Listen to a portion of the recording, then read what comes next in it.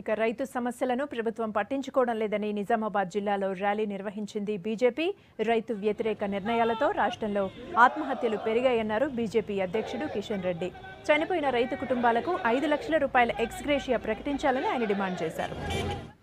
ఇటీవల ఈ ఖరీఫ్ సీజన్లో రైతులు ప్రైవేట్ వడ్డీ వ్యాపారస్తుల దగ్గరికి వెళ్ళి 10 నుంచి 20% ఇంట్రెస్ట్ చొప్పున మరి విత్తనాలు ఎరువులకు కావలసినటువంటి నిధులు ప్రైవేట్ వడ్డీ వ్యాపారస్తులు తెచ్చుకొని పంటలు వేస్తే వర్షాభావ పరిస్థితుల కారణంగా పంటలు ఎండిపోయినాయి.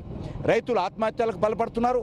కానీ రాష్ట్ర ప్రభుత్వము మరి రోమ్ నగరం తగలబడుతుంటే ఫిడేల్ వాయించినట్టు మన రాష్ట్ర ముఖ్యమంత్రి గారు మరి ఈరోజు ఎక్కడ కూడా కరువు లేదు, కరువు నివారణ చర్యలు తీసుకోవాల్సిన అవసరం లేదు.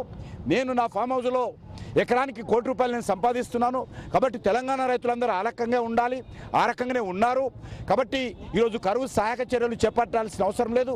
ఆత్మహత్యలు చేసుకున్నటువంటి వాళ్ళు రైతులే కాదు, అసలు రాష్ట్రంలో ఆత్మహత్యలే లేవు, అంతా బాగుంది అనే విధంగా ఈ ప్రభుత్వం వ్యవహారం చేస్తూ ఉంది. వెంటనే సాగునీటి పనులు ప్రారంభించాలి. కరువు సహాయక